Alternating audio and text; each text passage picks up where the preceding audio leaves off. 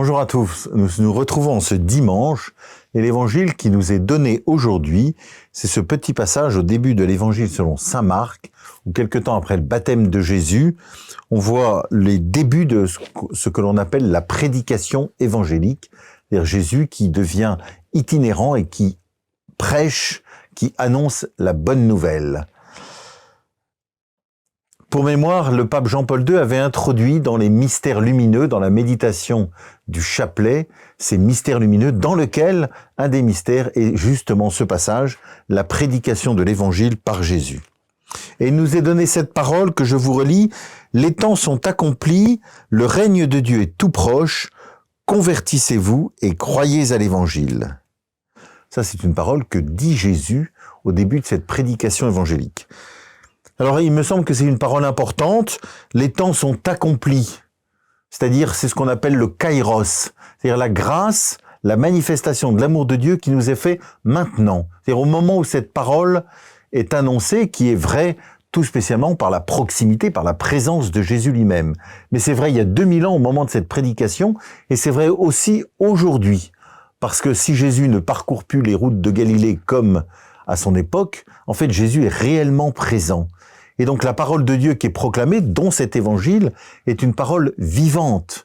Et elle nous est adressée à chacun et à chacune d'entre nous aujourd'hui. C'est maintenant, comme dit l'Écriture, le moment favorable. Parce que c'est maintenant où la grâce de Dieu m'est faite, à moi et à chacun d'entre nous, pour porter du fruit aujourd'hui. Les temps sont accomplis, le règne de Dieu est tout proche, c'est-à-dire la présence de Dieu, la vie avec Dieu. C'est ça le règne de Dieu. Convertissez-vous et croyez à l'évangile. Cette parole de Jésus qui est reprise le mercredi des Cendres au moment de l'imposition des cendres, convertissez-vous et croyez à l'évangile, caractérise ce qu'on appelle de fait la prédication évangélique, donc ce temps de prêche qui a duré 3 ans, où Jésus a annoncé la bonne nouvelle de façon itinérante et qui continue encore aujourd'hui. Convertissez-vous, c'est-à-dire au sens strict du mot, tournez-vous, changez de direction, laissez-vous déplacer, dirait-on aujourd'hui. Tournez-vous vers Jésus. C'est-à-dire se convertir, c'est pas d'abord une action morale en tant que telle, c'est se tourner vers Jésus. C'est l'écouter, le regarder, accueillir sa parole et surtout la laisser pénétrer et descendre en moi. D'où la deuxième partie de la phrase de Jésus, convertissez-vous et croyez à l'évangile.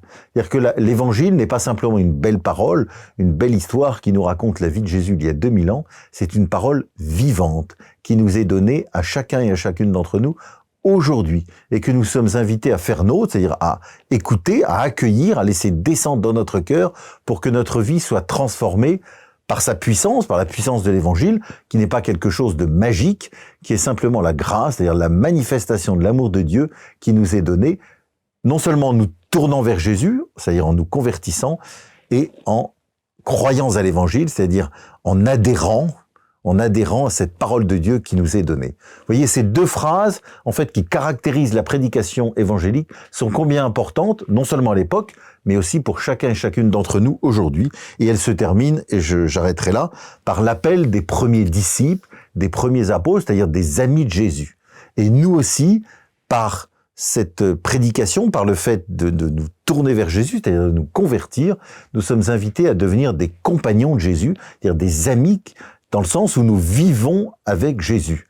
Nous vivons avec Jésus, nous lui adressons notre amour et nous accueillons son amour, c'est-à-dire qu'il y a une relation d'amitié profonde qui s'établit entre Jésus et chacun et chacune d'entre nous. Vous voyez ô combien ces paroles qui caractérisent chez saint Marc le début de la prédication évangélique résonnent pour chacun et chacune d'entre nous et doivent résonner encore davantage pour nous aujourd'hui. Bon dimanche à chacun et à chacune.